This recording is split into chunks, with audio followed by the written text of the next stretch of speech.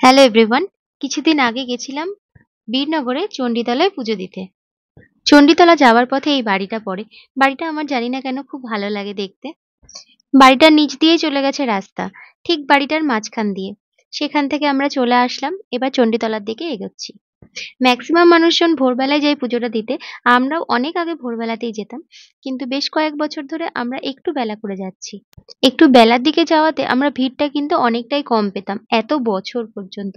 কিন্তু এবছর দেখলাম অনেকটা বেলা করে যাওয়াতেও এত ভিড়, সত্যিই ভাবনার বাইরে। সেদিন গরমও ছিল সাংঘাতিক। ভিড় ঠেলে অনেক কষ্টে আমরা যেখানে পুজো হয় সেখানে এসে উপস্থিত হয়েছি। এই যে গাছটা দেখা যাচ্ছে না, এই গাছের গোড়ার চারপাশ দিয়ে অনেক পুরোহিত বসে থাকেন। যার যেখানে ইচ্ছা সেখানে গিয়ে পুজো দিতে পারে। বাড়ি থেকে সেভাবে কোনো কিছুই নিয়ে যাওয়ার প্রয়োজন নেই। ওখানেই ছোট, ছোট স্টল বসে। ওখান থেকে পুরো ডালা কিনতে পাওয়া যায় বা বাটা যেটাকে বলে কিনতে পাওয়া যায়। সেটা কিনে মায়ের ওখানে পুজো দেওয়া যায়। পুজোর ওখানে খুব বেশি ফুটেজ আমরা নিতে পারিনি। কারণ সাংঘাতিক ভিড় ছিল। আমরা গেছি প্রায় ওই 8:30 পৌনে 9টা নাগাদ। তখনও এতটা ভিড় সত্যিই ভাবা যায় না। কারণ বেশিরভাগ মানুষজনই ভোরবেলার দিকে এই পুজোটা দিয়ে বাড়ি ফিরে আসে। আমাদেরও পুজো দেওয়া হয়ে গেছে। পুজো দিয়ে আমরা যাচ্ছি মন্দিরের দিকে।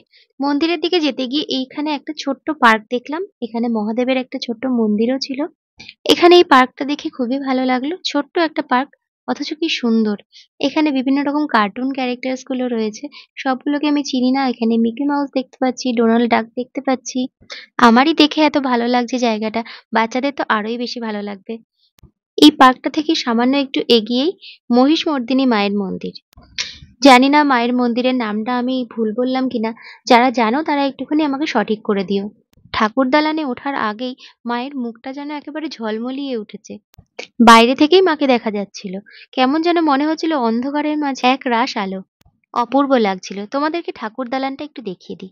খুব ইচ্ছে করছিল বেশ খানিকক্ষণ ওখানে একটু বসে থাকি, কিন্তু খুব বেশিক্ষণ আর বসা হয়নি। এবার বাড়ি ফিরতে হবে। আর দেখো সেই বাড়িটার পাশ দিয়েই আবার যাচ্ছি।